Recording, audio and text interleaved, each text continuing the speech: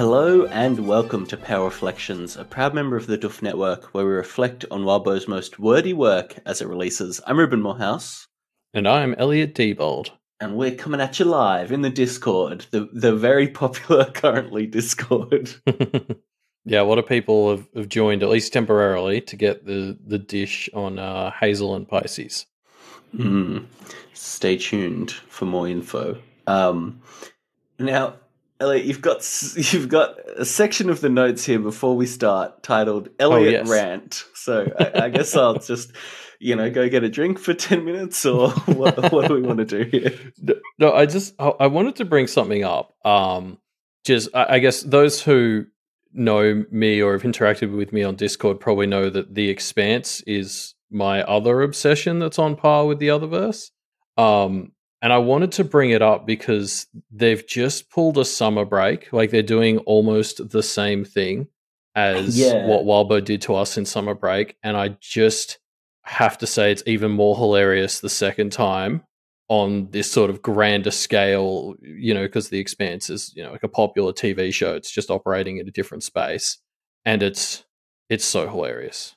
Like, just the subreddit is just a mess. Like, every thread is either somebody being like, we need to get this show more seasons, it can't end here, and then other people being like, oh, what a great ending.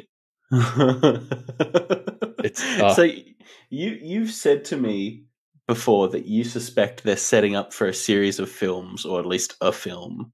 Yeah. I've actually said that's the case. Yeah, I've said in other spaces I'll eat a shoe if they don't have something else planned. My money's on movies, but something else. But they've done the equivalent of ending or saying they're ending the show at summer break. Like, I think Wildbow talked about doing that thing where he'd do another serial in the meantime, and that's really the vibe that the show is giving off right now. They've just sort of ended with their equivalent of like Charles just walking out after the thing, and then they're like, yeah, anyway, so that's the show. It's fun. So how long? So there's no announcements for any future stuff yet, or what's the story? Best I've seen is one of the creators, when really pushed on it, said they had stuff they couldn't talk about. So, interesting. That's definitely the kind of thing that a fandom will latch onto, though. I've definitely latched onto it. Yeah. Do you remember? Okay. My other favorite example of this is there was that time that it was the finale of one of the seasons of Sherlock, and it came out and everyone really disliked it. And so the fandom kind of convinced themselves that what they thought was the third and final episode was actually not the final episode. There was actually another episode coming out. And so the time slot next week had been given to a show called like Tree. It wasn't One Tree Hill, but it was something that sounded like One Tree Hill. And it was a relatively new show, and everyone was like, oh, that can't be a real show. That's going to be a fake show. And actually, it's going to be secretly the fourth episode of Sherlock. It's such a fucking wild thing. I remember the Sherlock fandom, I feel like, was like really predisposed to that. I guess because it's Sherlock Holmes, they wanted to like see conspiracies everywhere. Anyway, it was pretty funny. Yeah. Oh, and it was, part of that fandom that we really shouldn't get into, but they're like super Wholock fandom, unhinged from reality fandom. So good stuff. No, I mean, wait, the funny thing with this Expanse one is so that there's 9 books, and this is season 6 of the show, and that maps to book 6. So like, what's been hilarious to me is like it is known that there are 3 more books. So it's kind of like, if you're unhappy with the show's ending, you could go read on Wikipedia what else happens. Like, if you really wanted to, or just buy the books, maybe is what they're going for. But like, it's just crazy. Like, people, there are a lot of show watchers, and this is the space that I find really interesting that somebody could sit in, where they feel super passionately that this was a terrible ending and the show has ruined everything, but they didn't realize there were more books. And I can't imagine feeling that passionately about the show and yet having done so little research was or something. Strange. Like the amount of like hot takes that have just been appearing on places like Twitter and the subreddit, and it's just like, you don't know anything about The Expanse beyond having just watched the episodes, which is fine. But then why is your opinion so strong if you haven't done basic research? That's fandom culture for you, Elliot. That's what it's like. Being a fan of something does not mean that you care about finding out more about that thing, seemingly. I know that's what it means to like a lot of people, but seemingly there's a big group of people who like being a fan of something but actually dislike the thing or dislike finding out more about the thing, or anyway, good times. Yeah, it's just like, it is funny watching like Ty and Dan, the Expanse authors, really kind of commit to doing that thing where they're still pretending like there's not any more coming, because they're just getting lambasted for it on like Twitter and stuff, and I get the vibe that they're really just enjoying shit stirring like this. Yeah, it's fun. It's just fun stuff. Well, I guess we'll have to stay tuned with that and see if there's any developments on whether it's a summer break or I don't know, Game of Thrones. What's the other comparison? I'm not sure. Something that ended on like more of a cliffhanger. I don't know. It's probably 100 examples, like alphas or something. But yeah, as I said, I'll be super. There are some choices they did in that last season that are bizarre from a creative standpoint if they don't plan to make more very soon, like casting child actors who are important characters going forward, sort of stuff. It's like, why have you introduced this character who didn't need to be here yet? Yeah, anyway. Well, it sounds fun. Anyway, this is not an Expanse cast as much as you try to make it one. So let's go back to the actual story that we're here to talk about. So we're here to talk about Left in the Dust 16.8 and 16.9 as the kind of domain ritual kicks off. We'll start with 16.8 Avery. So she's kind of preparing to support Verona, but in the meantime, checking out, using some city magic to catch up with Snowdrop and checking out what might be going on with Florin. Oh, he's up to something. Before we get to that, though, the city magic, like every time we see city magic in the story, it's just so cool. It's like, and I know the question of which type of practice would you do is a really one we ask a lot. I think if we're in a world where practice is not especially common, but I just get to pick a type of magic to do, it would 100% be city magic, because it feels like the most practical outside of in like your day-to-day life kind of vibes. Like, yeah, it's also like the thing that really jumped out to me is Avery sort of literally is recounting all the reasons that she can do this, or like she's going on about how like, oh, she's got really good city magic in Thunder Bay because, you know, she's got a girlfriend here, she's on the sports team, she's been working with Thunder Bay, like she's doing all this good stuff, and it's like it's also like one of the most morally acceptable forms of magic we've seen, because it comes from being it's powered by being connected to your community and doing good things for your community and your kind of local area, right? Like that's what makes it successful, and I think that's wonderful. As well as, I mean, there's definitely there's absolutely a way to do that in the shit. In fact, we're going to see Florin doing the bad version of it in a sec. True. But like, you know, there is sort of a shitty way to have control over a space and get sway in it. But like, I love that Avery has found the way to do it just by like being a good citizen. You get, again, what is the coolest magic? Like you said, she actually also recounts all the other ways she could traverse the city. She's like, I could take a path, but that's stupid. I could, like, you know, swap places with my familiar, but that costs in other ways. Like, the cost for the city magic is not really anything because she already paid the cost by being a good person. Yeah. As well as it's just very visually cool. Like the part where she crosses the street, a bus drives past, and then, you know, she's moved over a few blocks. It's just like, oh, this is awesome. Like I can really picture this just looking very cool if I was going to be doing it.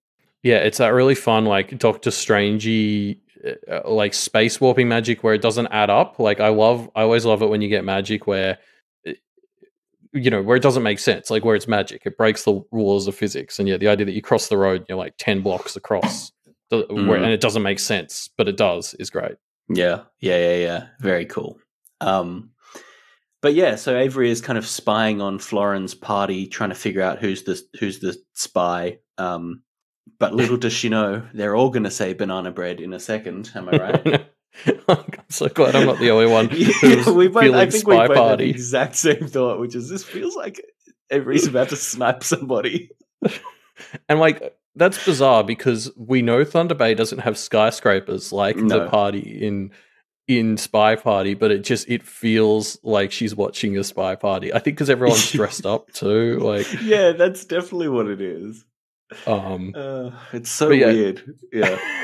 I'm just so glad that felt like such a weird niche reference. I'm glad it wasn't just me. To be clear, I was thinking about that before I saw you had put it in the notes. Yeah, good. But yeah, and I mean, I love this as like a like again, this is all the big wig innocence in town. Like this is really leaning into that thing we know about Florin, which he's playing the innocent game really strongly. And this is, him doing the shitty side of city magic that we were talking about probably existing. Like he is utilizing connections to build shitty bad power, which is a shame because I was really riding a high from the start of this chapter of city magic is the ethical magic, and then Florin reminded me that that's not true. Well, he's it can be. You can make anything unethical, right? Yeah, exactly.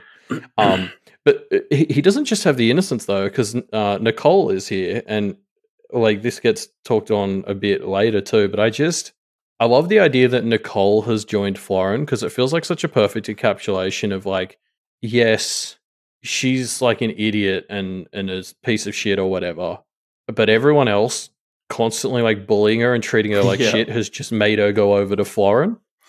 I mean, I feel like that's what Florin was going for with Avery as well, right? Yeah, probably. Like trying to represent himself as just someone who is reasonable, and I don't know, I feel like it comes pretty close to working. Yeah, I'd love to go back and read the previous interactions where everyone was shitting on Nicole, because I have a feeling Florin never quite defended her, but like always got them to ease up a bit. Like, so presumably he was playing this game the whole time we've known him. And what Florin has done with Avery a lot is just kind of speak to her after meetings and stuff to try and, smooth things over and make sure he's presenting as an ally. So it doesn't even need to be necessarily, it can be kind of subtle in the council meetings, but outside of it, just spending some time with them without necessarily having to be like in everyone's face about how you're building that connection. Yeah, he's exactly that kind to like say nice things and be your friend when it's just the two of you, but then when the whole council's together, he just won't actually have your back. Yeah, or won't do it as actively, I suppose. Yeah. Just so somebody has brought up in the chat, Lapsed Classicist has mentioned the other cherry on top is that Nicole's gone over to Florin's side, and yet she's still not the elementalist who gets used later in the chapter. Like, he still uses Mrs. Ferguson. Yeah, that's pretty fun. I like that. God, she's just such a chump. She's just in story terrible. Confirmed.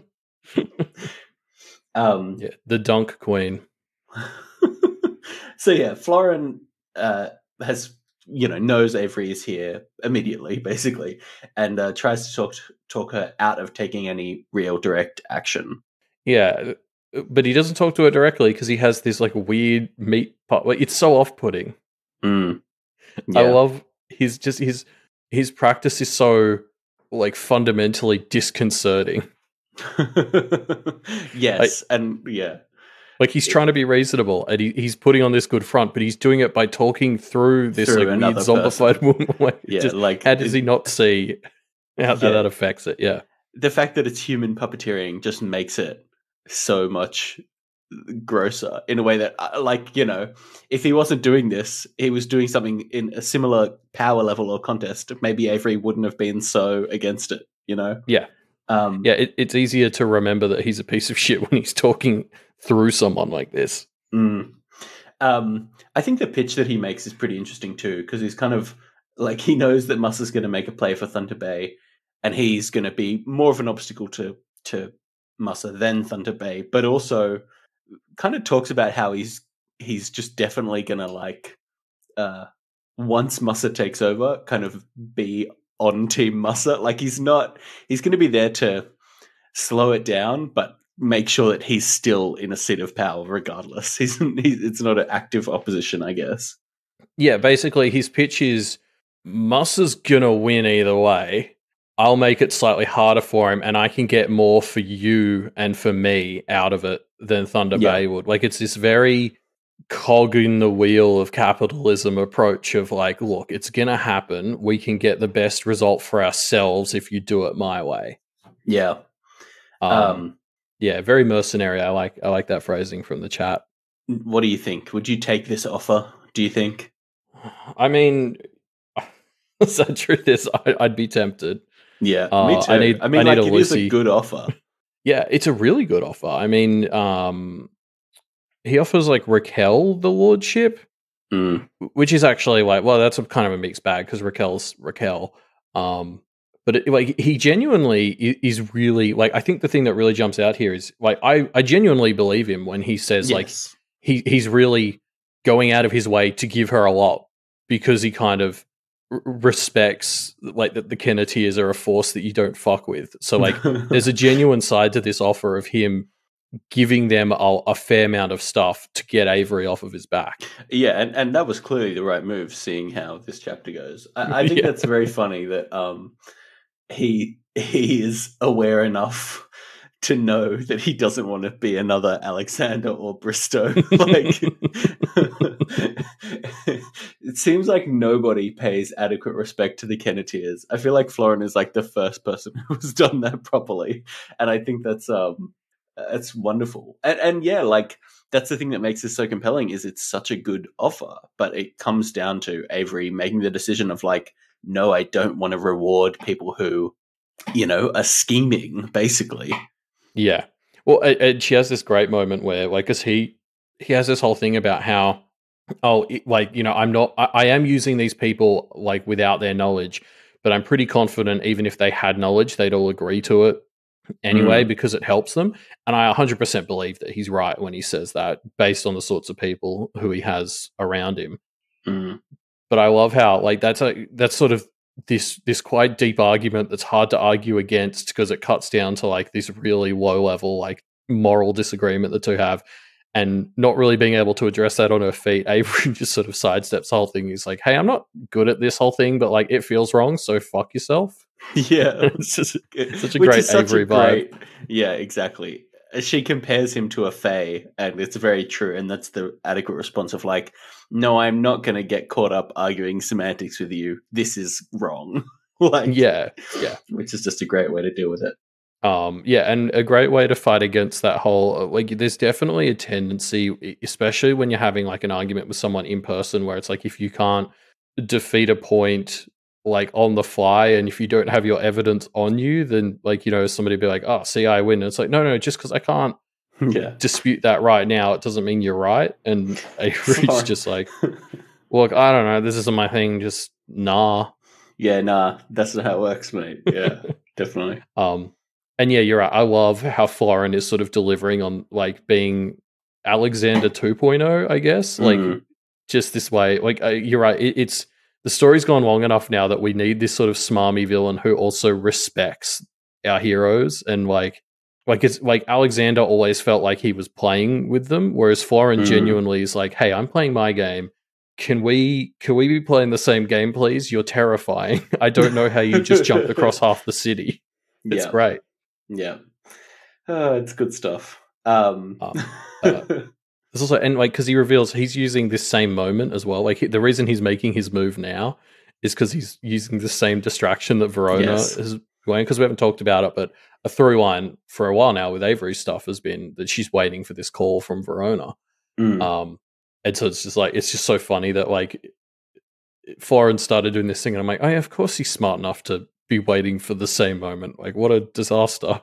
Yeah. Yeah, it's good stuff. But before we move on from Florin, sorry, one last thing. He has this moment where, so when he's sort of explaining how he would give up the lordship to Raquel, he says, I'd hate being a lord, but I do love the process of getting there. Which, so like, he just, I mean, I guess credit where credit's with due. Like, this is very straightforward, but like, yeah, he just wants to do coups. And then, he's not really interested in power. He's just interesting. Like, he just wants to have a good time upsetting established ecosystems. Like, is there any world where that is like something that is okay? He just likes manipulation, and that's fine. He's just a chill manipulator. What's the problem? Yeah, I guess with someone like you just got to find a way to keep pointing him at the bad guys. I don't know. Like, I was just like, because I resonate with that idea of thinking like, I don't want to be on top. I just enjoy the climb. Like, I don't have that myself, but I can like understand that feeling. I'm just like looking at it and I'm like, is there any way where you can have a world with people like Florin in it that is good if he's doing that sort of thing? Yeah, I don't know. Probably not. So yeah, Avery is ready to spring into action for things to pop off, but first she decides to spend some time with Nora. Yeah, nice little, not a date. Date's the wrong word for it. Something. Just a chill hangout sesh. The vibe at Nora's house though is pretty weird, right? Like, yeah. I mean, one of the first comparisons that gets made is Verona's house, but not quite as bad. But that's obviously, that sets a tone. It's very loaded. Nora's dad being in the backyard while Nora is babysitting is strange. Like, it just is uneasy in the same way that I think, like that Brett made us uneasy in the really early parts of the chapter before he had kind of revealed his full shitbaggery.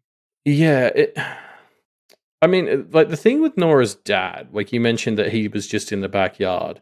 You're right. That hadn't jumped out to me, but that's super weird that like, because he's retired, isn't he? Or mostly retired. And I guess he's really taken that to heart because he just is letting Nora, like it feels like he would have the bandwidth to get the boys to help him in the yard or not do the yard work. Like he's got all day while they're at school, doesn't he? Anyway, yeah, you're right. Like it's and it's just I guess it's just a real shame that the dad seems to have kind of retired from the family aspect too, because Nora's mum really needs somebody to be keeping her in check. She is.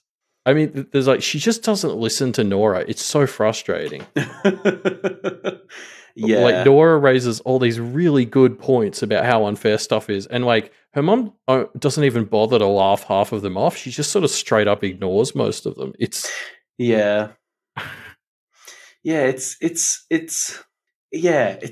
annoying, isn't it? It's frustrating, especially because I definitely grew up in a household where like one of my sisters is super strict on this. That like that concept of fairness, like Elliot got 2 dinosaur lollies, everyone gets 2 dinosaur lollies sort of vibe. And like our parents sort of gave into that most of the time, like where it was reasonable. And so I guess having grown up in a household that did sort of like when somebody brought up unfairness, did within reason to sort of bridge that gap. It's so frustrating to see Nora bring up these points and just her mum ignores them. Yeah. I feel like we were similar in our house. My older sister is very much wants things to be equitable in quotes, I think. Like, she has a very strong sense of justice, which is great. But when you're a kid, that represents itself in some annoying ways. And it's the same thing of like it. I remember a story that we were talking about recently where we were about to come home from a family trip and we all had to take turns being in the middle seat, 5 of us, my 2 siblings and my parents, 5-seater. Somebody has to be in the middle seat, etc. And my younger sister and I had already taken our turns. No, sorry. My older sister and I had already taken our turns. My younger sister hadn't and just refused to go in the middle seat. And so my parents were like, Sonara, my older sister, you're the oldest, just suck it up and go in the middle. And she was so upset that she refused to get in the car for like 20 minutes. That would have been me.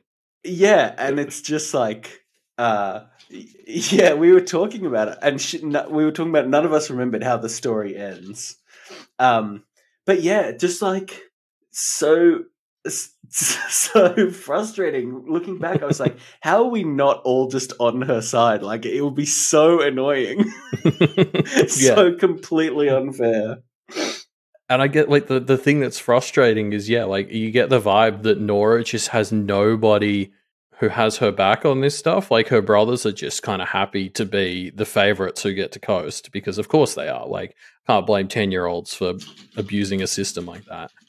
Her dad doesn't seem to ever have opinions, and her mum is just, like, kind of ridiculously biased. It's just, frustrating. Yeah. I mean, it's just, it would be so annoying.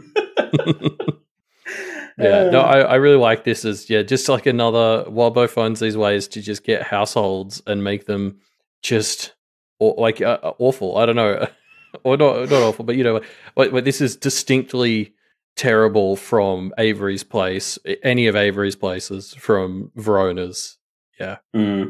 Yeah. Anyway, it's a nice little interlude for Avery to be here, waiting for things to pop off. So, good stuff. Yeah, it's one of those moments. I feel like, the fact that these little bits exist in all of Avery's chapters. This is the reason why she has that nice shiny badge that lets her do city magic, right? Yeah, true. Because she puts in the time, even when things are really popping off in multiple ways. She puts in the time to maintain the human connections. The innocent side of her life still gets attention. Yeah. So we jump forward a bit. Avery's on the sports field with Janine, waiting to receive an important call, and Janine is in a bad mood. Why might that be? I gotta say, speaking of injustice, my swimming coach used to do this same shit where, like, if somebody was being a problem and you talked to them, you'd both get, like, extra laps. I remember constantly getting given, like, 200 meters butterfly sort of stuff because I was yelling at somebody else who was doing something wrong.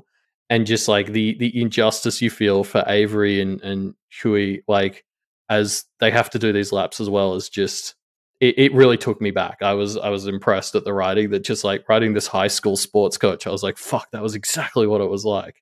And in retrospect, I think R-Trip's right. Like, by giving Janine the attention and engaging with her, I think Avery and co are enabling her. Yeah. No, I agree. But it's really hard to see that from Avery's point of view, and I was just like, God, this is so annoying. This is a real adults don't understand kind of chapter, isn't it? Except in this case, he's right. It's just, he could do better at explaining why. Well, maybe the point that we're meant to take from this chapter, Elliot, is that all the adults are right in all these situations. Florin, Nora's parents, Brett, they're all correct. And adults really get it, and it's kids who don't understand. That would be such a funny twist for, like, a young teenage book with magic, to just be like, actually, in the end, the parents were right. You should have listened to them the whole time. Well, I mean, I feel like that is the twist in a lot of things, like kids just not listening to reasonable suggestions from parents. I don't know. Anyway, not in this story, but I was trying to think of, like, whether this whole enabling Janine thing mapped to anyone in Avery's life. Like, like, is her just talking to Florin, engaging with him and enabling him? And I don't think the answer is yes. Like, the only thing I could think of was, like, Brett, but that's not really Avery relevant. But it's like that same thing where, if Verona meets him on his level, it just gets worse because she's enabling him. Yeah. I think she's pretty good at. There's that bit where she says that Nora has a bit of a school shooter vibe, and Avery is like immediately fuck off kind of vibes, which is great. And it's very clear that Janine is upset, that she has clearly heard that Avery and Nora are dating and is upset about it. And I really do like Janine, but she's a bit of a handful. And I know I wouldn't like her if I knew her in real life. I absolutely was friends in high school with a bunch of Janines, and I have regrets. So, But no, I think you're right. I think the vibe we're meant to get from here is that Janine is at least suspicious that something's up there, and this was her pushing for more info or, like, a confirmation. She's just really fucking shit at it. She says something like, as like her 5th or 6th line to Avery, she says something like, "Oh, so you and Nora have been hanging out a lot, hey?" Or something like that. Like, you know, I don't know. It's at least, I mean, it's jealousy, regardless of whether she knows or not. Right? Is the vibe that I get. Yeah. Yeah. So yeah, Avery meets with the council, or at least those of them that decide to show up. Info is shared, and lines start to be drawn. Yeah, and she gets there. You skipped over the best part. She gets there in the song car. Other, yeah, which is wonderful. It really lives up to the hype. It's so weird. I love it. Yes, it's very strange. Hey, I want to talk about Deb's vibe in this, because Deb is like clearly very pissed off that she's not the Thunder Bay's most trusted advisor here, right? And it almost gave me vibes of like, if Florin hadn't been dealt with by Avery so effectively, I feel like Deb would be potentially making a betrayal play. Just out of like how out of bitterness, incensed she is that Avery seems to be, that this young girl who has been here for like 4 weeks or whatever is already the favorite. Yeah. Yeah, because and I think Anne seems a little put off by this too.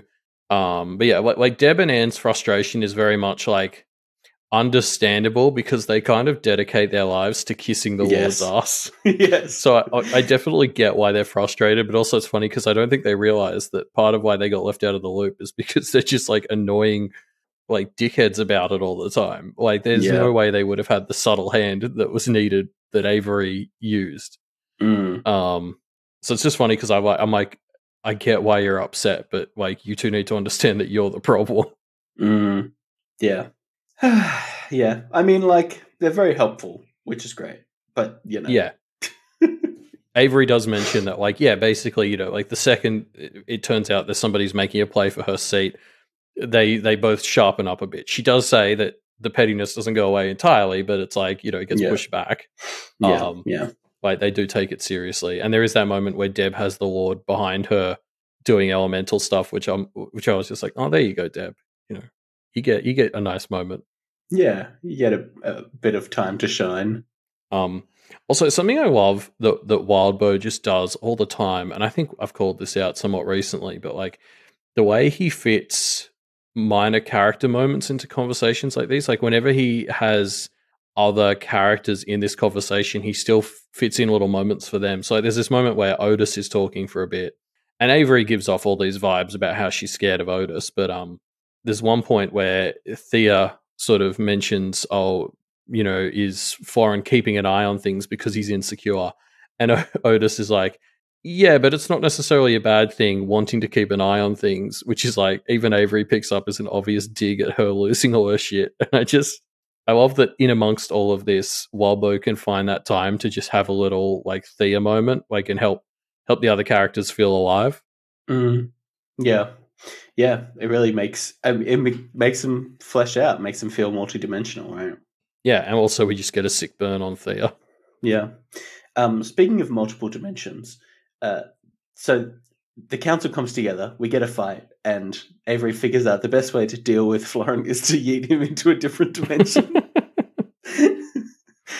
This whole action sequence is so good, like, because it kind of opens with Avery fighting the true villain of Pale, like Mrs. Ferguson, and then once she's disabled, we kind of move straight into this fight against Florin, where she's like zipping around the building, using her boon to get a rope to grab onto. Yeah, it's almost like a little bit of a recap of all of the powers that Avery has picked up, right? It's almost in chronological order. It's like, okay, I'll use my wind shoes. Okay, now I'll use the Zoomtown boon. Okay, now I'll use the boon from what's it called? The construction place. The build up. Yeah. It's like in chronological order, all the big challenges that she's gone through. She uses them all to defeat Florin. I think it's great.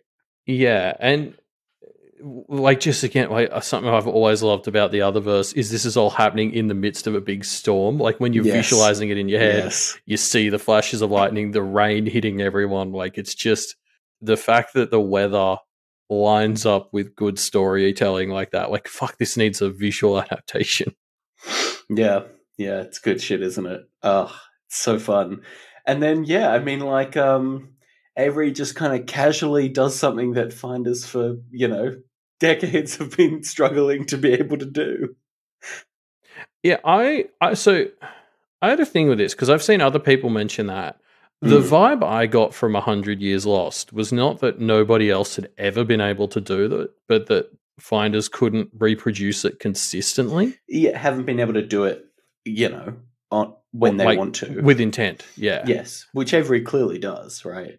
I mean, yeah, she kind of seems a little caught off guard by it. Like, she was prepared for it not to work. Yeah, I don't know. I'm curious if you or anyone in the chat have theories as to why it worked for Avery and Hazel in these times. Like, what is it? What do we reckon the trick is? Why it works sometimes and not others? Well, I mean, only 3 people voted for that option, Elliot. It's by far the least popular option on the poll, partially because I think we saw it in this chapter, which I think is pretty fun. Yeah, it feels like it's a lot of the theories that I see have to do with kind of prey intent and predator dynamics. Yeah. Yeah. Anywho, yeah, it's cool regardless. It's just such a cool way to deal with the problem. Like, Florin gets her and he's just kind of like, all right, that's that, I guess. I love how cool he takes it as well. Like, this is one of my favorite kinds of villains. Like, the ones who are just like, oh well, okay. Like, there's no. He's still as emotionless or treating it like a game as much when he loses. Like, there's no tantrums. Yeah, he's a good sport. That's what it is. He's a good fucking sport. And that makes me like him the most out of any of the villains they've fought. Well, it makes him even more terrifying because that means he's not down and out. Like, he's not chucking the tantrum that signifies he's lost. He's acting like it's like, oh, well, I'll get you next time. Well, because this isn't him seeking power because he wants to have power or anything. It's him seeking power because he finds it fun. He finds that process fun. So this is all part of the game, right? Well, yeah, as long as he can get out of this with some freedom in his life, he'll just go to the next place and do it there, is the vibe he gives off talking earlier. Yeah, definitely. Also, going back to the fight a bit, we've got to talk about where Avery yells out her move, Deer takes king. Yes, yes. And then hanging out with Liberty has really paid off because she started fucking naming her moves, which is awesome. And then, like, I love when Florin tries to question it, like, saying that she's like, "It's not a chess move; it's an Avery Kelly move." And I was like, "Fuck, I'd hate fighting Avery because that's like equal parts cool and cringe. Like, it's so perfectly Avery. I'd hate to lose to that." Yeah, it's really good. She's such a dork. I love it. Yes, but a dork that's incredibly powerful. Like, takes down Florin. Bada bing, bada boom. And then, so the chapter then ends with this teaser where she says she thinks she would be leaving town, like she told Nora, but not to go to Kennet, to go to war, which is just hectic because there aren't that many locations that have been set up in this story, right? There's Kennet, there's Thunder Bay, and obviously it's in either of those two. So what this means is maybe she's going, the vibe I got from it is she's going to take the fight to Mussa or to one of Mussa's, associates. That's the vibe I got. Like, she's presumably going somewhere near where he's currently distracted to help ensure that it remains a distraction long enough. Like, my first thought is to Anthem, just because he's been relevant to a lot of her stuff and, chance to see Liberty. But yeah, like, that feels like playing with fire, right? If she's going to Anthem or to Mussa or whatever. Yeah, I think that's probably where it's heading. I don't know what else it could be. Maybe she's going to go try and track down Marcy in the Fey Realms. So fuck her up. Take the opportunity. Why not? She's just going to go fight the wolf. Just feels like that time, just while everyone else is doing their thing.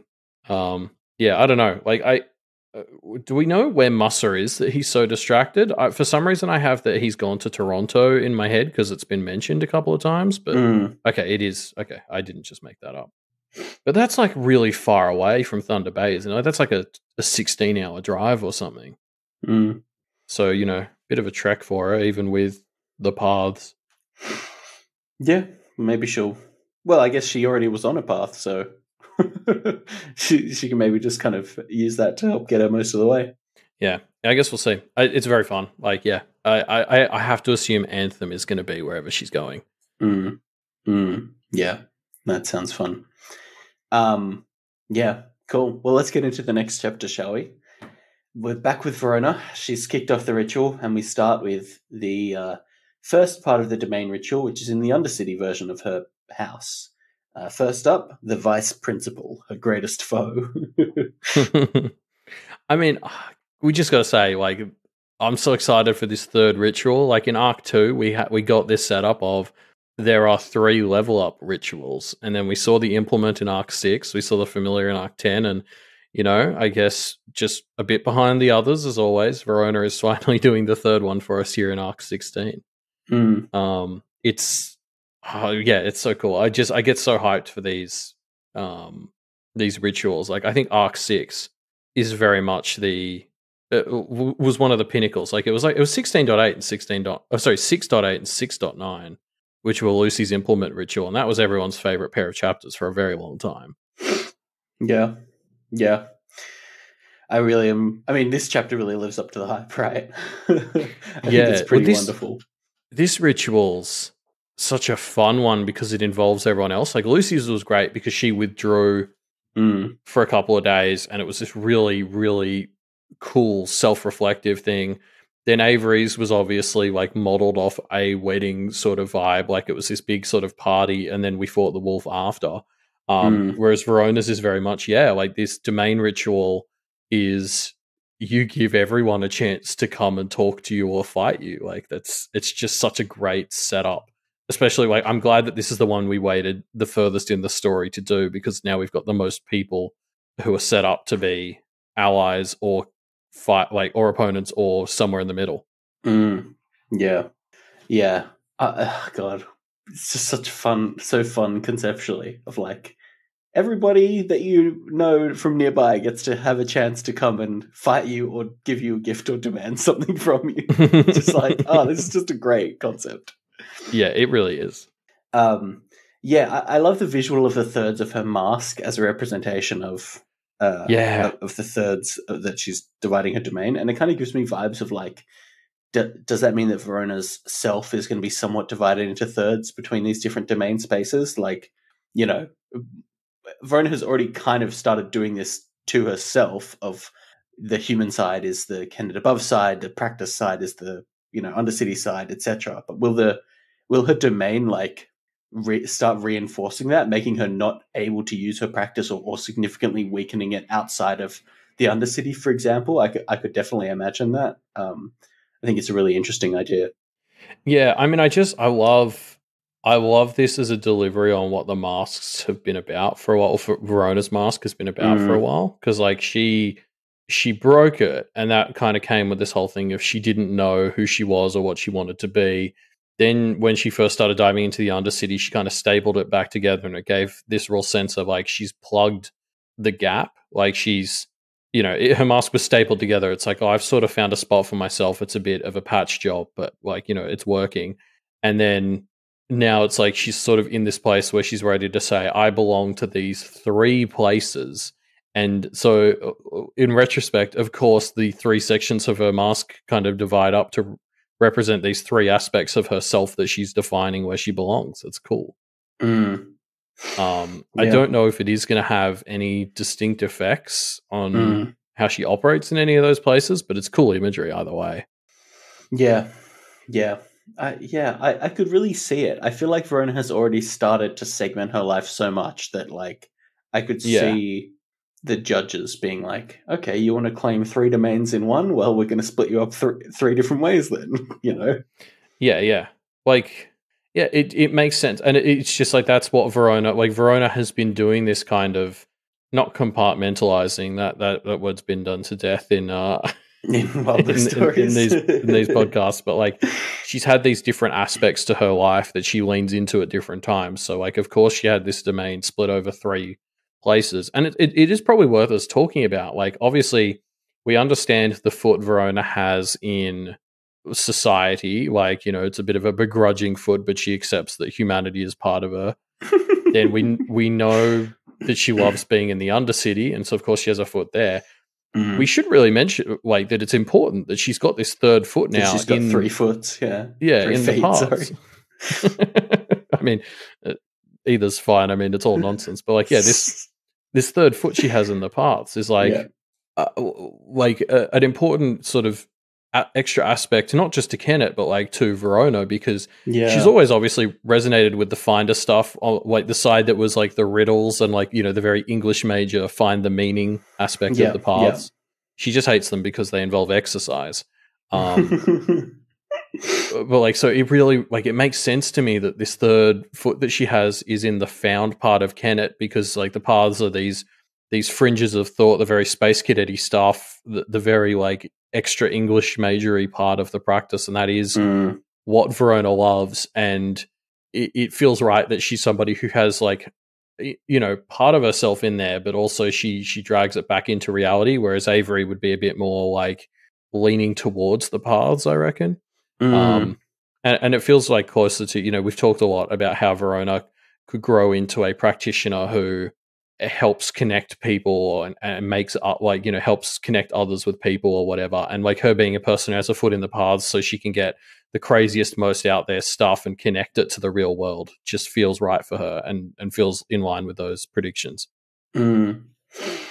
Yeah, it's interesting. I look forward to seeing how much Verona takes that step onto the paths. I suppose it'd be really fun to see. Yeah, and how much embracing this finder part of herself as a distinct third helps her figure herself out. Yes, because it's not really something we sort of saw her consciously think about till now. Like, she's never thought, the missing piece of myself is the paths. The paths, yeah. So I mean, we start with the vice principal, a fun start, like a challenge to be solved, but relatively low stakes, and Verona just gives her a shirt, and that's enough.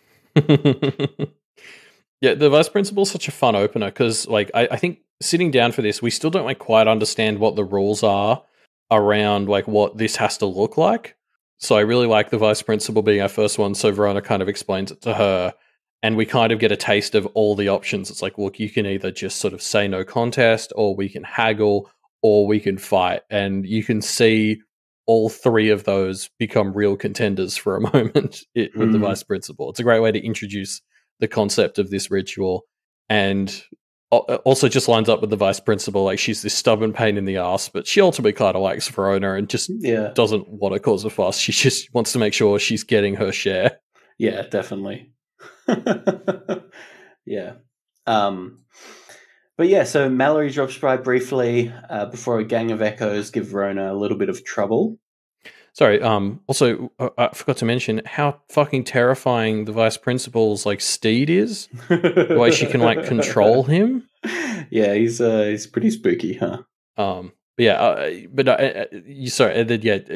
back onto what you said, Mallory is just so... I love how Mallory just like injects herself into this because she wants a spot on the mural. Like, she's just such a nobody. She comes in and she's like, I also say no contest. And Verona's like, what the fuck are you doing? She's like, I want to be on the wall. It's so adorable and exactly what I would do in that situation. Yeah, it's pretty funny. Actually, talking about the murals. Such a cool idea for Verona. Like, one of those things where it was like, yeah, of course, like a big artistic representation of the victories and the alliances that she's had here. Like, we know how she feels about being taken seriously and getting credit for what she's done, and this is the universe giving that to her. I don't know if these murals will stay here after the ritual. I could see Verona keeping onto them for a bit. Yeah. Oh, yeah. It was. It's really cool. It's funny. Yeah, just like. It just happens, and it's like, oh yeah, that's very Verona. But she didn't plan it. It just kind of happened. Yeah, it's I love it when this universe does that. Like, yeah, it happens, and it's arty and it's perfect for Verona. And even Verona's like, oh, yeah, makes sense. Yeah, it's good stuff. So yeah, with these echoes, the revelation that one of the echoes is the trauma that Verona inflicted on the Stuck-Arounds in the domain is very cool and like very interesting that Verona doesn't stop to consider the implications of this? Like, she's dishing out beatdowns that are so brutal enough that the universe is starting to get a little bit afraid of her. I feel like that needs a conversation, right? I mean, I guess. On the other hand, they had people chained to a radiator, so it's not like she was pointing that in the wrong direction. No, of course. Like, but, still pretty hardcore. Especially one of the other ghosts of past violence that we get this chapter is obviously the family man, right? Like, yeah. And I don't know, it just to me feels like we're getting a bit of flashes that Verona's brutal violence that she's, inflicting is somewhat coming back to haunt her. In this example, literally, right? I don't know. Yeah, although she's able to claim it in it. Like, I think, I don't know. I do get what you're saying. I just chose to read it, I think, like Verona did, where it's a bit like, it's a compliment. It's a bit like she really claimed that space and scared them off. I don't know. You're probably right, but I just thought it was cool.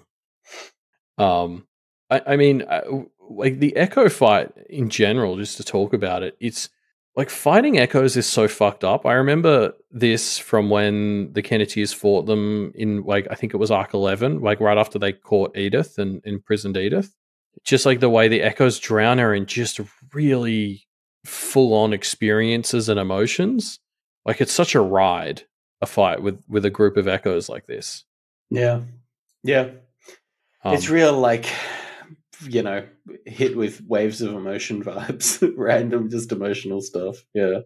Yeah, which is a great, like, I love this as a bit of there's a way to read, like, all the fights Verona has in this chapter is, like, dealing with her issues. Like, as she's trying to define her place where she belongs, she is having to fight against all of the things that have stopped her from having that in the real world.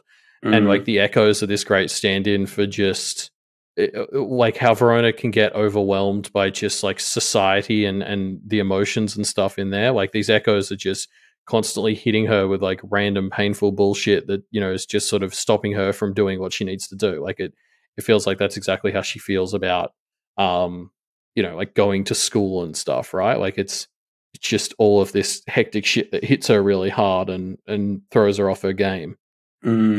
And I think that really culminates when the super Echo, the one controlling them all, is just an echo of feeling like you're at home. Like, to sort of get her space and claim that she belongs here, she has to beat this echo of someone else thinking that they belong here. It's great. Yeah, it's good stuff.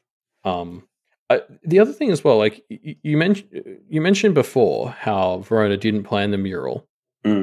Part of the reason we know that is because Lucy asks, "Hey, did you plan that mural?" And I think there's another moment where, when the mask thing happens, Lucy's like, "Hey, did you plan that?" And Verona's like, "Nah, but I'm going with it."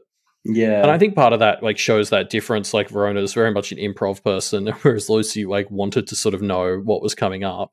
But it also just really shows how disconnected they are right now. Like, Lucy kind of has no idea what Verona was cooking here and doesn't know what she's up to or what her limits are anymore. Yeah. And obviously, like, we'll get to when Lucy's standing in as her champion in a bit, there's some more on that, like how they can't communicate as well as they used to, and there's some questions about the alchemy that she's cooking up at the moment. But it's just, this other reminder that although the two of them are in a better place than they were a few arcs ago, they're still very much like not connected, not on the same page. Lucy's unsure what's happening for most of this ritual. She's just placing her trust in Verona and like letting her lead, but like she doesn't really understand what's going on for most of it. Like, it's better, but not good. Yeah, you're right. It really reaffirms how little Lucy was involved in this planning process, and I think we can compare it to the implement ritual, and that was very much like Lucy had planned out to a large extent. Okay, here's what I need you two to do. Here's what your roles in this ritual are going to be. Blah blah blah. They made the fucking implement. Like, yeah, exactly. I mean, I guess that's the other thing we haven't really talked about so much is like there was the vibe when they made the implement of like, oh, we all need to be involved in each other's together. Things. Yeah, and similarly with the familiar ritual, the other two really gave stuff so that they were kind of a part of that. Yeah, I like Lucy is fighting as her champion, which I guess is important. We'll see what Avery ends up doing, but like it hasn't felt that same like as the three are apart in this section of the story, it really hasn't felt like they're all as involved as they were for the first two. Yeah, I wonder if that's just because we're in the first third, which is the Undercity, which feels like it's the most Verona space. I wonder if Lucy and Avery will be more involved in the Lost and above, Kennet above versions more. I don't know. Yeah, it could be. That would make sense. It'd just be interesting to see, I guess, like what their involvement is meant to look like. Yeah. So Matthew and the BSW come by to buy a bit of time before the foreman shows up for a fight. But Verona doesn't want to fight him. She puts a different challenge to him. Yes, but can we talk about this moment where Matthew says to Verona, "Time heals wounds of the heart. It helps to sort out thoughts." And then he glances to the side and says, "Allegedly." Mm. And he flicks his hair. Just like, because he clearly thinks about Edith there for a sec. And I love these moments where Wildbow brings Matthew in and still gives us a Matthew moment. Like, it's so, because like, this is all leading up to the fight with the family man, which, as you've already mentioned, it's about Brett. Mm. And so of course we kind of had to see Matthew here to prime us for that, like people who have been hurt by the Bretts of the world, like he's Edith. Like it's just, so Matthew comes in here and he's like, "Hey, I've got your back," and it helps to think things through. I mean, I guess it's so good. Mm-hmm. Yeah. It's great. It's good stuff. I like. Well, do I like it? Yeah, I find it interesting. The BSW comes in, and something that we talked about when the BSW was kind of softly joining the council was how much she bargained for her own benefit in a way that was like, she's helpful, but she wants to make sure she is treated fairly and gets stuff out of these exchanges. But she gives a gift to Verona. She in fact is the only person other than Matthew whose gift is just buying her time. She gives a gift to Verona here. And I think that's a really interesting decision that I wouldn't have expected. Yeah, she does say that she consulted like with Nicolette and sort of like looked at the future. So there's an aspect to it of like, this is the best thing for her. Yeah. But I also like, I think there's a clever play here because I think the Bittersweet Witch knows Verona and like Lucy and stuff well enough to know that she will get rewarded and they'll do like, they will remember if she makes things easier like this. Like, yes. We saw that a lot very explicitly in that meeting after where they were deciding to get rid of the family man, where she was constantly giving up stuff to get in their good graces. And I think this is just a bit of an extension of that. Like the Bittersweet Witch knows that Verona will remember that she made it easy and helped her.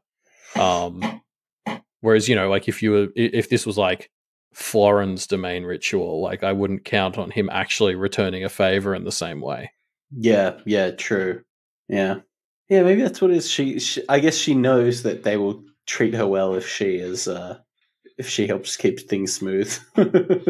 Yeah, which is like, that's actually like how good relationship. I guess it's not ideal because she's definitely expecting something, presumably, but like, that's only one step away from just doing the right thing. Doing the right thing for a kind of right reason. Yeah. Basil Survivor in chat makes a really good point that maybe the right way to get to the cat lover Verona's heart is just by acting like a cat and leaving dead birds in your house. Oh God, I hadn't made the dead bird connection. That's so good. Sorry, I have to, I'm living with two cats now. This is just a very personal anecdote. I don't understand how people's cats go out and catch birds because I've watched these two that I'm living with try to get birds and they're so shit at it. Like, Alexandria like wags her tail like crazy. She gets really excited when she's sneaking up on the bird. So she like wags her tail and it hits all the bushes and scares the birds off. Mm. And she also like, I don't know what the word is, but she like vocalizes because she gets really excited that she's successfully sneaking up on them. Chirps. Yeah, because like this is my best impersonation of it. Like she's sort of like creeping up on it. She's just like, and it's just like the birds just get scared off when she's about 5 meters away, and it's like it's because you're wagging your tail like crazy and fucking like chirping yelling at them. Yeah, maybe she's trying to do bird noises to like lull them into a false sense of security. Yeah. I don't know. Yeah, that is fair, Mirthstrike. These are indoor cats. They only go outside when we are accompanying them. So maybe they'd get better if they were let around, but I wouldn't do that in Australia. They kill so many native species here. So yeah, back to the story. So yeah, the foreman shows up, and like, yeah, I mean, we all kind of knew the foreman would make an appearance, but this is a really clever way of them tackling him. Like, one, getting Lucy involved, but two, he is so physically intimidating and so like bad at the social skills stuff that kind of backing him into this champion battle is such a good way of defeating him. Like, it goes perfectly, basically. Yeah, they do such a good job of tapping into this insecurity that comes, like, I view him as this embodiment of like toxic masculinity. And they're so easily able to play on the insecurity that comes with that toxic masculinity by being like, are you even a good leader? Can your best guy not even fight this, child girl? Like, yeah, they manipulate him so easily. Yeah, it's wonderful. I love it. Yeah, it's really smart. They clearly planned for this, and it pays off. Yeah. See, planning can pay off, Verona. Huh? But yeah, so they set this challenge. Lucy is fighting Stu Mullen, and she manages to hold him off. Such a benign name. I love it. The enemy champion, Stu. Yeah, no. So she holds him off long enough that the foreman basically gets frustrated and steps in, and then Verona's able to be like, "Ah, by the rules, I get to fuck you up, do," and yeah, it goes very well. It's real. Like, I swear the Kenneteers have been on the other side of this before. Like, was it Phineas' trial? Maybe. Yes. I think so. Just that vibe of like, well, you've done this, so now I can do that. And you're like, wait, what? Like they're absolutely weaponizing. Yeah, his lack of understanding of the system against him. But I don't care in this case because he's a piece of shit. But the really important thing that we need to talk about here, Lucy isn't using magic. She's just sword fighting a giant dude with 2 hammers. Yeah. Which she does so well. I guess like just all of her other fights, it was always against magical things, or she always had the glamour. I just kind of I might have been underestimating Lucy this whole time. I always assumed that using glamour was a big part of how she was fighting. But she can just kick this guy's ass just with a sword. Like, that's just mental. I don't think I've been giving Lucy enough credit. This is fucking badass. Yeah, I feel like this is the direct payoff of her lessons with Guilherme, right? Is fighting and Bracken, fighting bigger, stronger opponents, and fucking wrecking shop. Yeah, but yeah, like without any magic, I don't know that I'd appreciated that she wasn't using magic that much in other fights.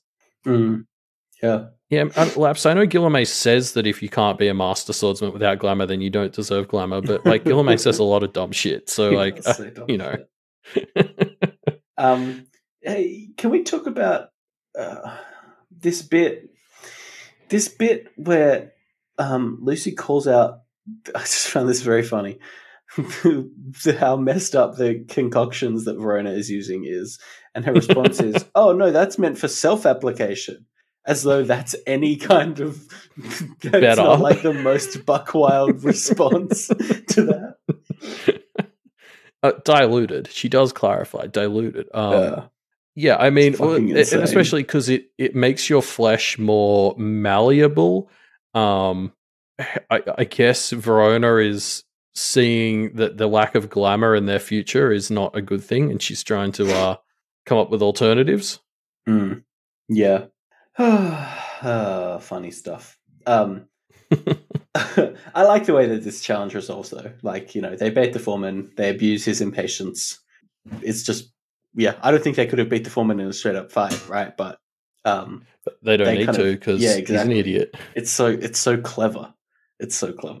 So yeah, the foreman refuses to accept his loss, but karma delivers him a swift end through the family man, who is up next, seeking vengeance. This is such a good moment, like, because he says he's going to keep going, and I was like, that can't be good karma. And then Verona says bad karma, and I was like, oh, is the universe going to stop him before he can even do it? I wonder how it'll do that. And then the family man comes out, and you're like, okay, karma, that's mixed result there. That's yeah, worse. It's like especially because the foreman was the one who told the Kenneteers letting him live was a mistake because he'd come back. It's so perfect. Yeah, it's such a great. There's always a bigger fish moment. Like the foreman, you're like, karma's going to get him now, and then it comes in the form of the family man. And it's like, oh no, this is like when Alexander severed Lucy's connection with John. Yeah. Yeah, and especially because if we view the foreman as like sort of general toxic masculinity, like Verona beating the foreman is kind of her saying, I'm not having toxic masculinity bullshit in my home. And then instead of kind of fully being able to beat him, he gets replaced by her dad, which is, the more intense toxic presence she's had to deal with. Like, I love that, her beating toxic masculinity kind of got eclipsed by, okay, but now you need to fight off the stand-in for your dad. Like, that just feels like what her life has been like. Yeah. Yeah.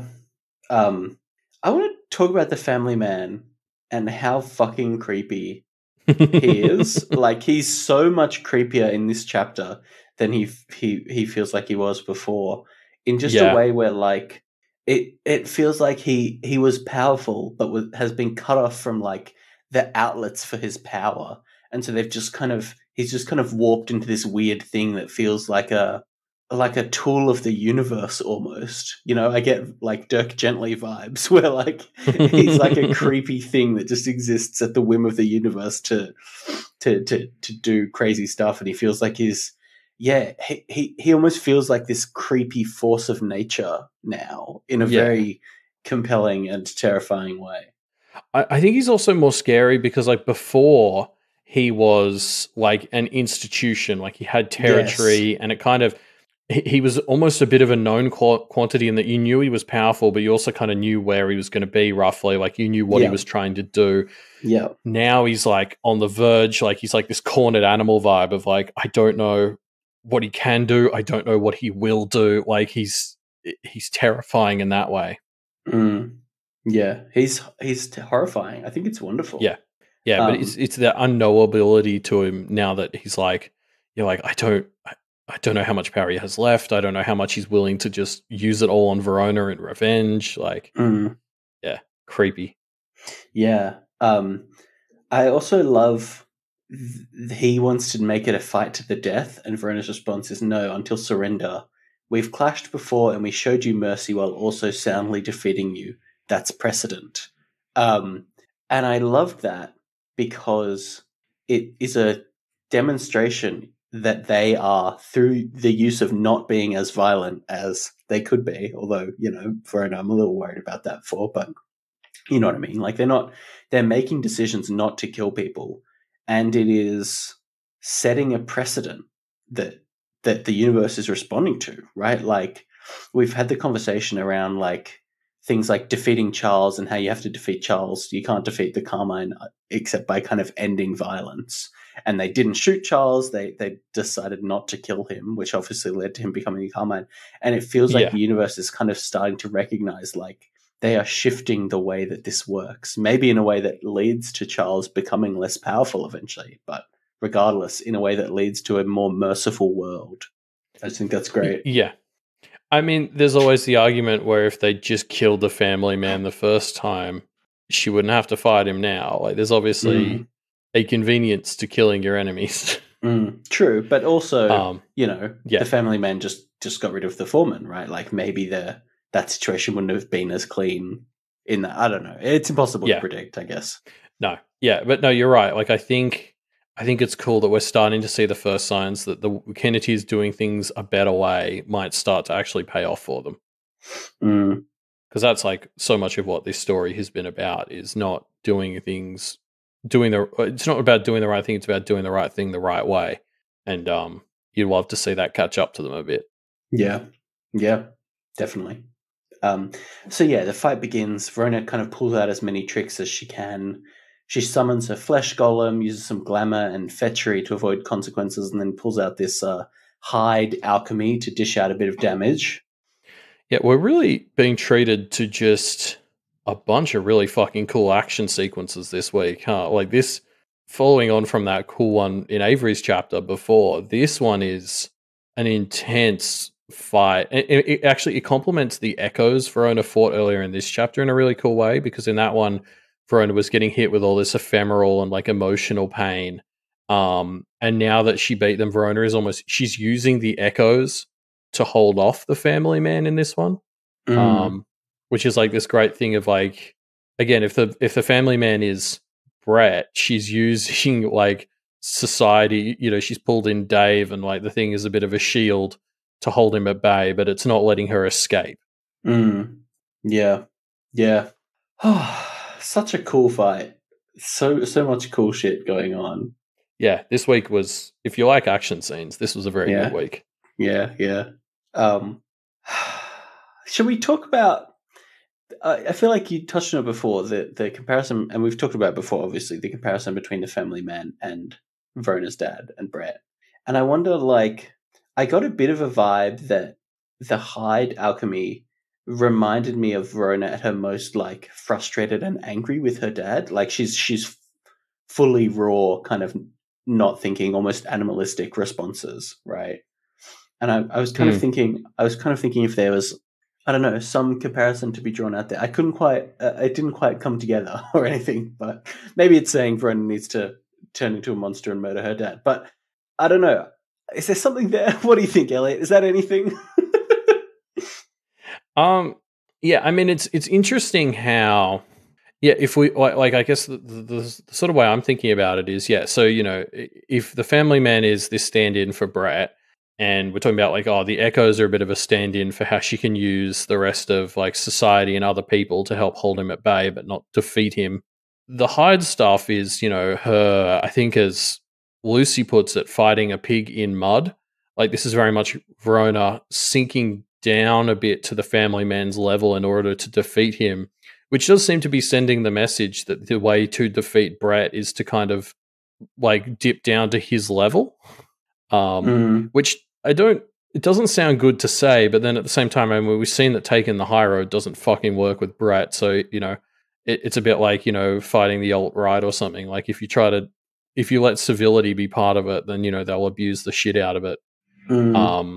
So yeah, like I'd see it as, this thing, I guess, saying that you maybe you need to play in the mud with Verona's dad a bit in order to fight him. Yeah,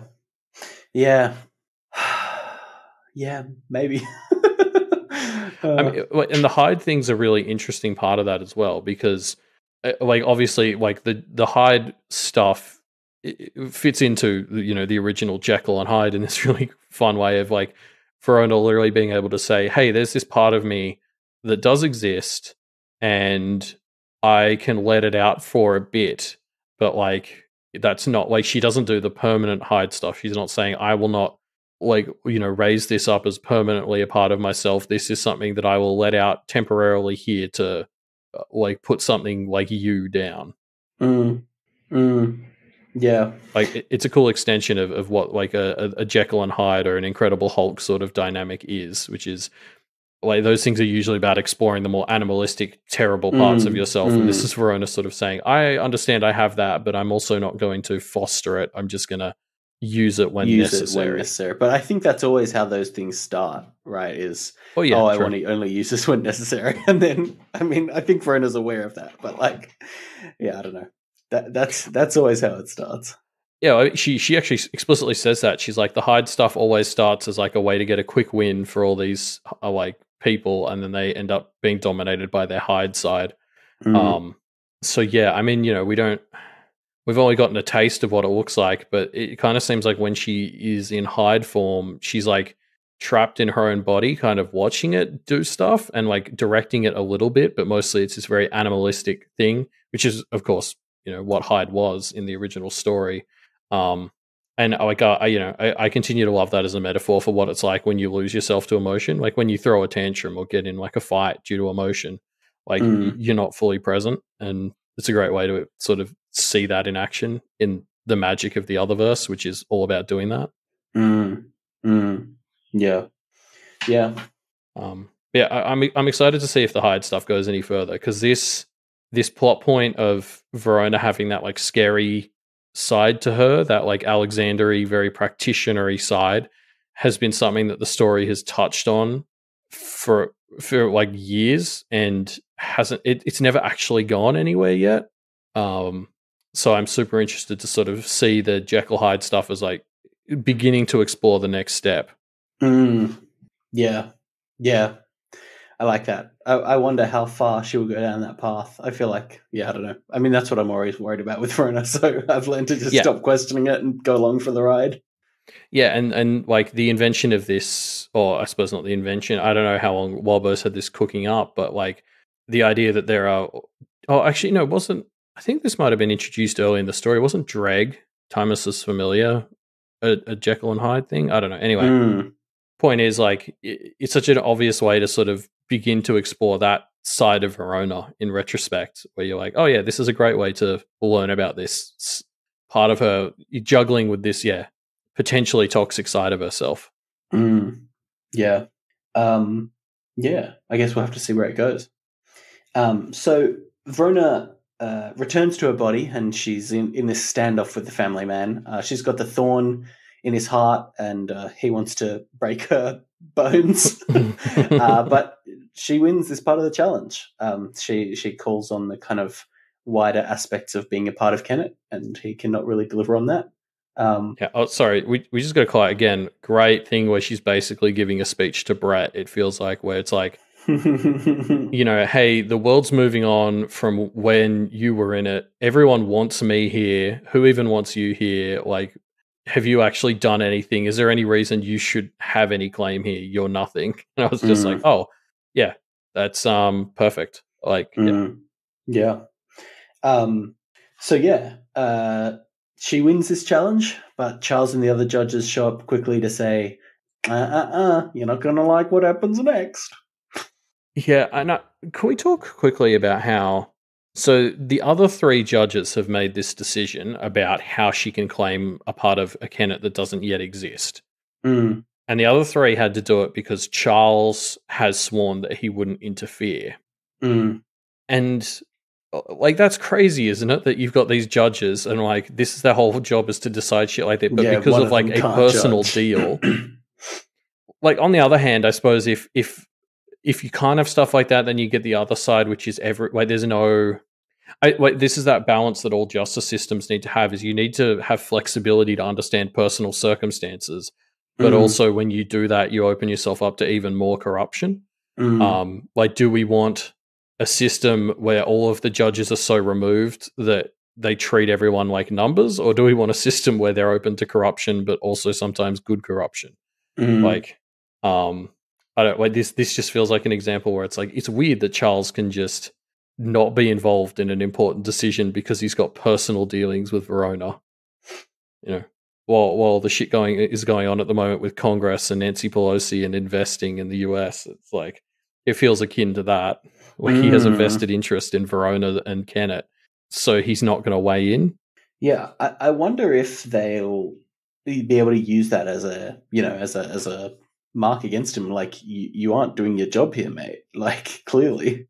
Yeah, because people in the chat are using the term recusing, but like, it's not recusal because he cut a deal with Verona not to interfere. Like, he's not recusing because he's too close to Kennet and Verona. He already cut a deal with her to get benefits of his own. So like, I wouldn't call it recusing because that implies that he's doing it for the right reason. This is him, doing, behind the scenes backdoor deals. Yeah. Well, yeah, that's the end of the chapter, I suppose. So we'll see what's going on with this domain claim next time. It's gone well so far.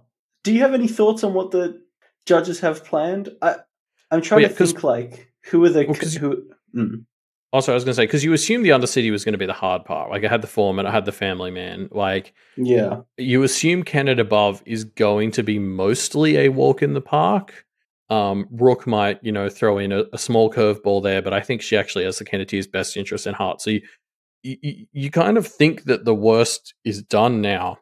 But you're right, Charles's last line about how they're not going to like what the other three decided is suddenly like, okay, shit, what do we expect from the next segment now? Yeah, I don't know, because like I'm thinking about what are the challenges? Who are the people who can come and contest the domain in the Lost, in the Lost realms or whatever? And the only one I can think of is like the Wolf, but like that doesn't feel right for Verona. That's a very Avery-esque thing. Avery would right? have to be here for that to be a thing. Exactly. Yeah. So I really don't know. The other thing I was thinking is, so the point of the domain ritual seems to be like, hey, I'm claiming this space as just for me. I own it, like, cosmically. Everyone who is like in the area gets to have a say on whether they're okay with that.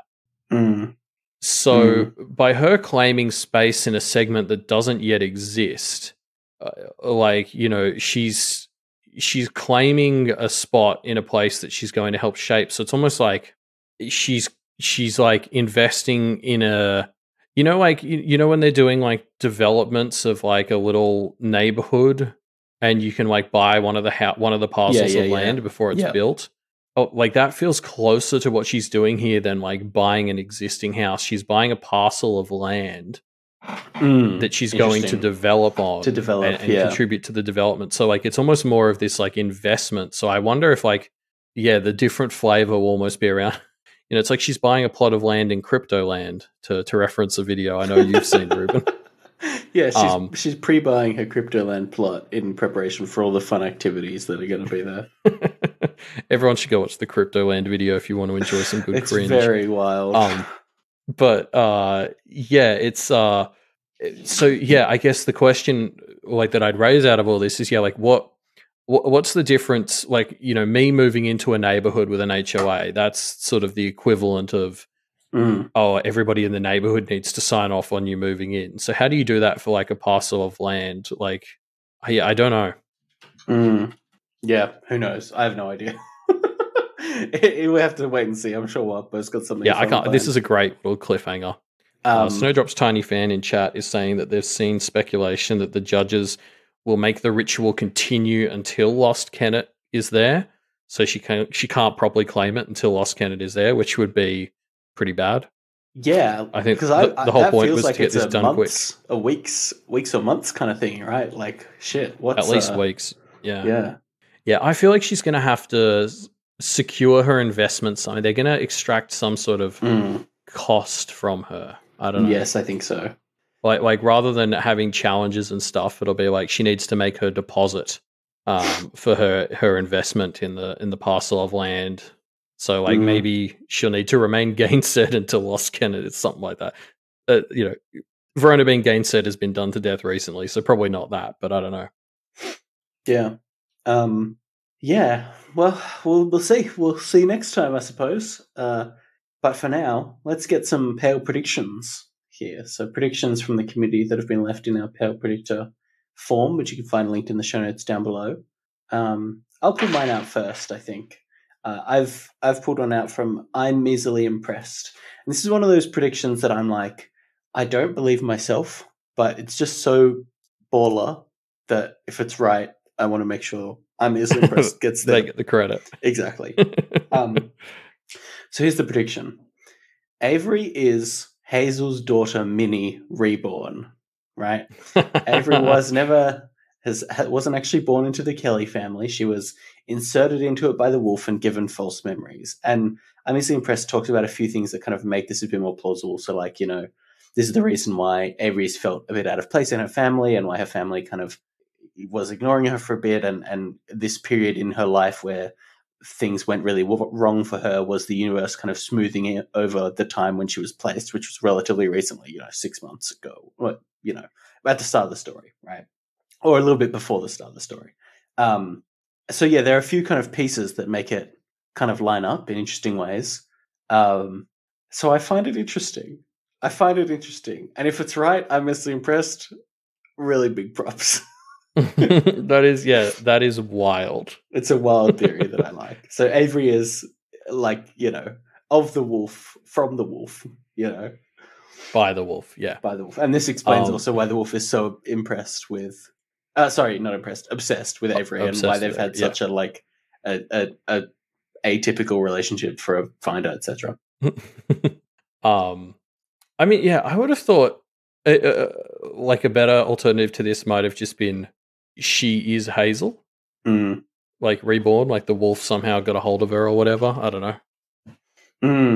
Maybe that was why Hazel had to go. There was something about how she'd never get Minnie back the way she wanted. Maybe she gets Minnie back, but she Hazel can't have anything to do with it. Yeah. So Mrs. Hazel. So Avery is Minnie, and that's it. That's what explains it.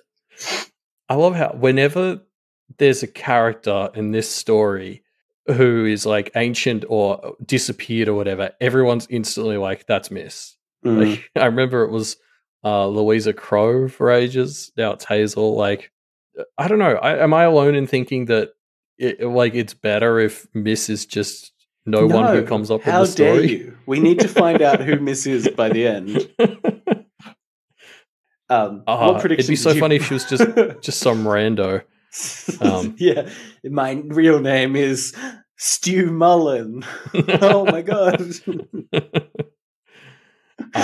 So yeah, I've pulled in a prediction from Min, who basically predicts that Verona's domain claim is going to be how Marlon will escape. Basically, when she's doing the challenges in Kennet above, their theory is that like if you remember from the Carmine contest, you weren't allowed to bar entry to people. So their thinking is that like Marlon gets a right to come to the domain to challenge Verona, and then obviously that gets her out of her chains, so she might just be able to escape after that. Which like definitely, I don't know enough about the rules to know for sure, but that feels like it could be a thing. Yeah, I can see it. I like it. Yeah, which maybe we will get.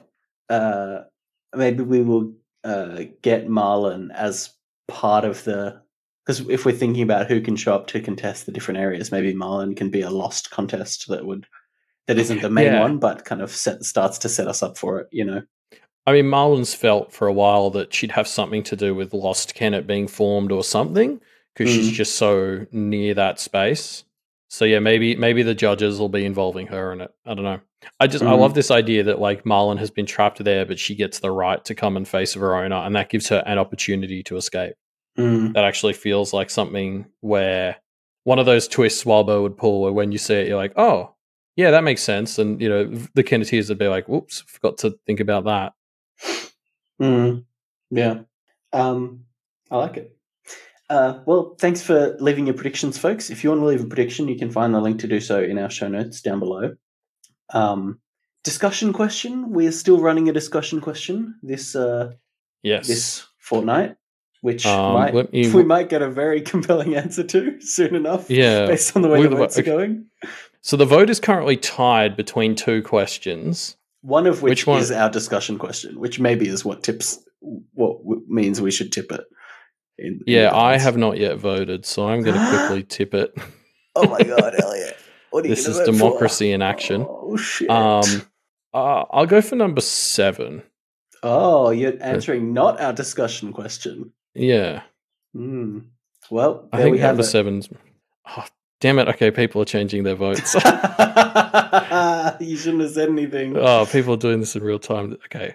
Number 7 wins right now. It was winning for a second right then.